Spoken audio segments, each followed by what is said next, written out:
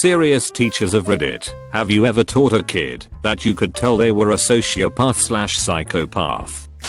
If you mean someone in the traditional sense, probably, but not that I'm aware of. If you mean someone with serious mental issues, yes, Barbara. Barbara has autism, and on the face of it is a very nice, respectful girl. Until something happens that angers her, and she just changes. I thought colleagues were exaggerating about how she got, until I actually witnessed it. She looks like she wants to kill you, and the malice emanating from her is almost palpable. She ended up being moved to another autism unit after assaulting a member of staff, her fourth strike. She has also scratched deeply down the face of a girl a few years younger. Barbara is very tall and built for a girl of 16, attacked another girl in her class for an unintended slight, pulled down lockers and smashed things on the last day of a term, and worst, punched a baby in the face. She was cooing over it when it accidentally pulled her lip ring. Serious mental issues, and the way the switch flipped so quickly from one Barbara to another made me think she may have had psychopathic tendencies. *BARBARA is not her real name obviously. Yes, I used Shirley intentionally. I worked briefly as a support aide to kids with behavioral disorders a few years ago, at Asperger's, all that jazz. Typically I'd be assigned to one kid, and help him/her out throughout the day. I also helped kids in general, if they needed it, and kept an eye on them for recess and lunch. Had to work with one kid, let's call him a few times. At age 8 he had been diagnosed with a few different things. It was still unclear if he actually had a disorder. And this kid was vicious. He was very clever, so he'd go through assignments very quickly, much faster than other kids. But he had absolutely no problem feigning being upset over the assignments. I think he observed other kids with disorders. They would sometimes get very upset when they couldn't complete assignments. At that point I'd have to walk with him to a smaller room, and as soon as he got out of the classroom his whole expression changed, from being very upset to appearing completely cold. I remember once when I was climbing somewhere he wasn't supposed to, and the one teacher he would occasionally listen to had gone home for the day. So I got a work phone, and pretended to call her over to get him down, at which point he morosely agreed to come down. I grabbed onto his arm, and started walking towards the school, and I remember his face as he was going over what just happened. I think he just remembered that the teacher had left, and he stopped. A's face went from grumpy to absolute rage as he stared at me. "You fucking lead." And then he just attacked me, full rage. I wrestled him down, but it took a lot of my strength, and I was lucky to have a male teacher just walking past who could help me. I despised that kid every time I had to work with him. There's a young boy I often see on the playground when I have monitor duty. Can't be any older than 7. He and another boy never get along. They can't decide what basis. They won't invite each other to birthday parties, etc., etc. But when this boy gets mad, it's a transformation. You can see the veins in his head and the muscles in his throat. He's completely red, fists balled up tight, spitting with fury. Mind you, he's 7. And angry over a game of tag. I'm a man. I'm a goddamn man. And if I see that sack of shit again, I swear I'll rip his fucking head off, and anyone else who dares try to stop me. Makes me think maybe his father is abusive, and he picks up on it. Or his father thinks it's funny, and teaches him how to handle his problems. Either way, it's a sick chain that's corrupting the young boy and poses a serious risk of ruining his future. Not a teacher, but I have a neighbor boy that is a horror movie type sociopath/psychopath. To give you an idea, he is a genius, like skipped a grade offered free private education genius, incredibly calm and polite. It's borderline robotic, and from what his dick of a stepfather says, he also still wets the bed at 11. Tied a dog's rope, the metal kind surrounded by plastic that's anchored to the ground usually, and tied the dog's junk super tight, and then its mouth shut. We used to have a stray cat problem in my tiny town. Like in the 2 sq/miles we had probably 30 cats. I haven't seen one in a couple years, since 1 year after they moved here. I caught him one time. He threw a kitten at a moving train. He's molested his 6-year-old sister on many occasions. It's been reported, but no real action was taken. When they first moved to town we didn't know how messed this kid was, and my younger siblings 4 and 6 at the time, he being 9, used to play with him and his sister. One day my sister runs into the house screaming for someone to come. I run over to the park and he's got my little brother on the ground just kicking the shit out of him. Why? He's too little to play here. He also cuts rogues up and sews things into their bodies. Not to mention he flipped a snapping turtle on its back and slit its throat. Edit. His mother is very submissive to the kid's stepfather. I used to babysit for him when he was married to his first wife, and the kids showed me so many bruises and burns and told of sexual abuse. I was 12-13 at the time, and I told my parents. Cops looked into it and nothing was done. His first wife left because of the abuse. The father also took their dog into a cornfield and shot him from 10 feet away with a shotgun in front of his kids. Trust me, they won't help him. The police aren't of help either. Even his teachers have alerted the authorities of his twisted behavior. Teacher here who is studying for my master's in school counseling. I bring that last part in because it really opened my eyes to mental illness in school and how it affects the day. Also, antisocial personality disorder and psychopath behavior usually don't get diagnosed until very early in adulthood. The process for sociopathism is to start with oppositional defiant disorder, ODD, progress on to conduct disorder and finally antisocial personality disorder. ODD is actually pretty common in kids.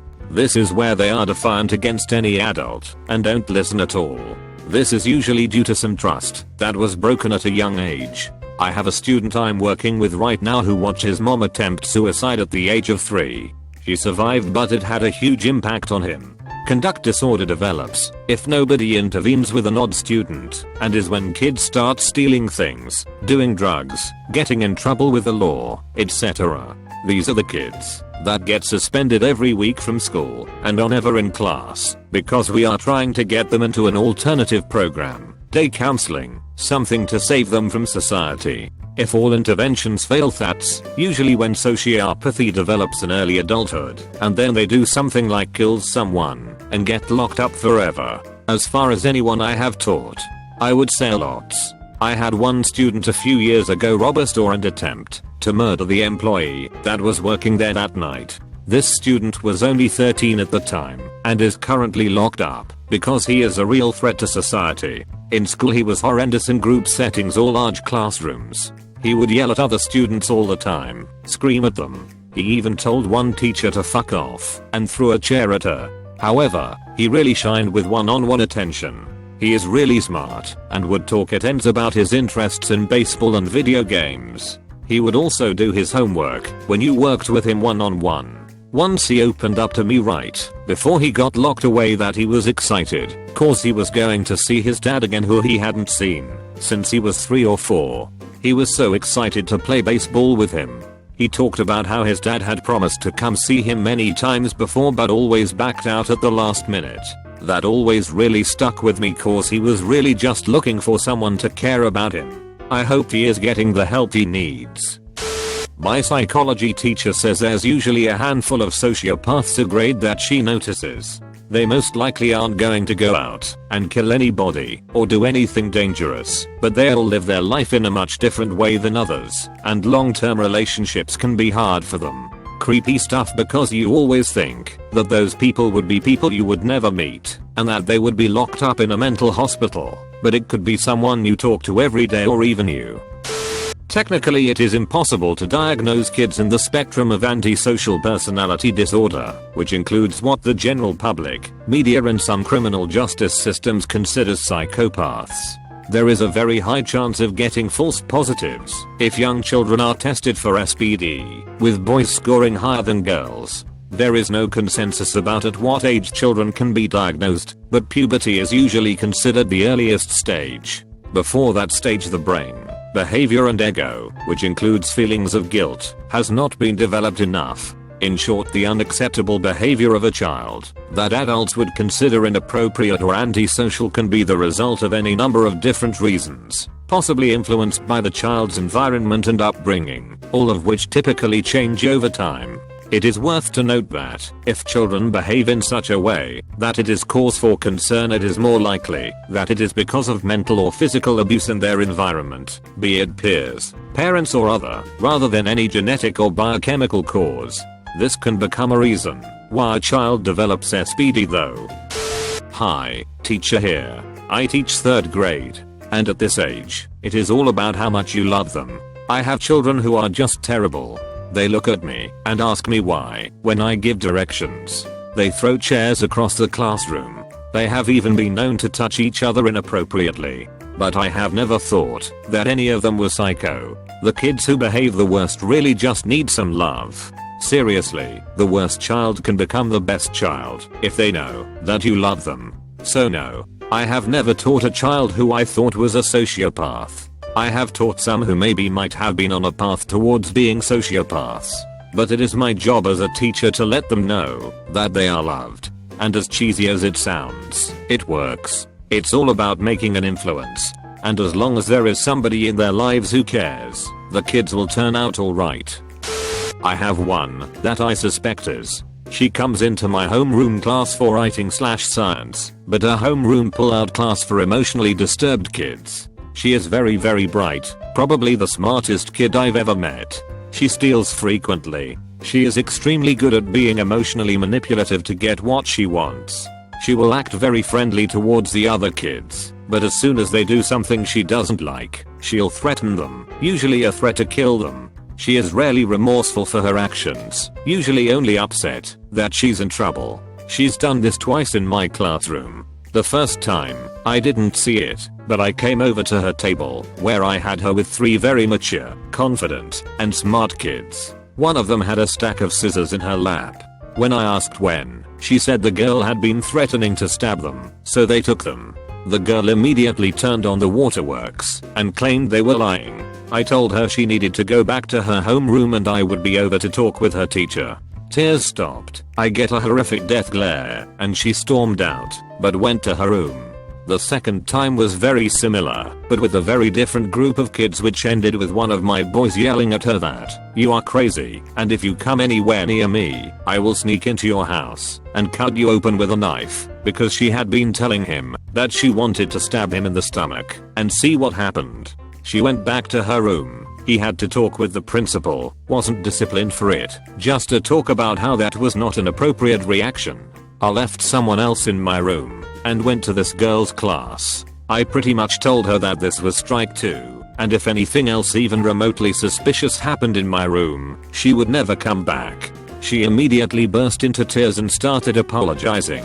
We haven't had any issues since then, though. I thought the tears were fake, but according to her homeroom teacher, she just really likes me and doesn't want to leave my class. Apparently, her behavior is the best in my class. Only 2 incidents is very low, and I'm the only teacher who isn't called a fucking cunt at least once a week. I do feel bad for the girl though. She seems to have an awful home life. We had Friday off of school and Thursday afternoon she was sobbing, full on body shaking, sobs like I've never seen from her, that she didn't want to go home because she didn't like it there, and 3 days at home is too long to be there.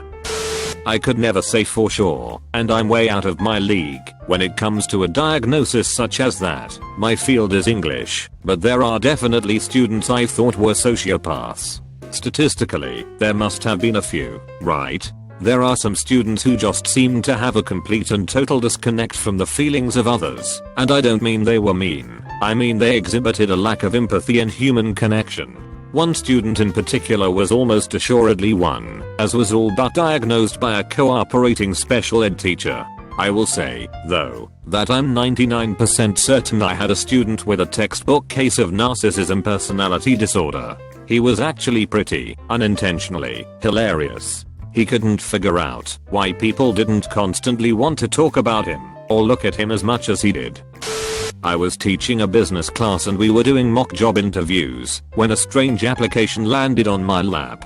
They could choose any job for their application, and I expected something weird out of, obviously fake name, Johnny. I expected it because he, not to play too much into stereotypes, looked like an anorexic Marilyn Manson who was missing a few teeth. It seemed like he never bathed, smell, but, and he had a hair trigger temper.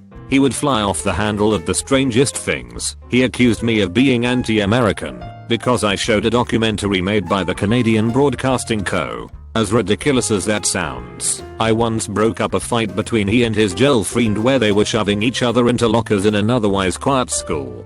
He was just all over the place. Back to the resume and application. Position applying for mortician. Okay, well Johnny, what qualifications do you have for this position? Crazy eyes ensue. I've dissected things. Hundreds of things really. Like, in science class or in my backyard. I was speechless. So I've made a throwaway for this. And I meet him from the ages of 14 to 18. The one kid appeared normal. If you spoke to him on his own he was very friendly and could be a funny guy. He had a few speech impediments, lisps and slight stammer, but he'd been having therapy for that since he was about 5. When he first came into the school, we were made aware that when he was about 10, he'd attacked another pupil. He claimed it was an accident, but it was pretty gruesome in the sense he dug his nails into the other child's face and scratched it a lot, drawing a lot of blood. He wrote stories in English and poems. They were very good, but they were also very morbid. A lot of about death and guns and violence. He didn't make any friends in the school and kept himself to himself. The one thing that stood out was that he couldn't stand noises. He would psychically cry if he heard someone chewing or go into a rage. Even in a class full of people, if someone was clicking a pen up and down he'd either cry and have to leave or lose his temper with them. And he seemed to be able to hold on to pointless grooves for a long time. When speaking to him on his own he wasn't bad, although it was difficult to make him talk normally in a class full of people. He admitted that he'd only had one friend in the world, a younger girl by about 3 years who was always nice to him. He completely idealized her. Nobody was allowed to say a bad word against her. His parents contacted us one day saying he'd attempted to take his own life, but failed. When he came back he acted like nothing had happened. I'm not sure if he was a psychopath or even a sociopath, but he was strange. The only things he enjoyed were his one friend and morbid things.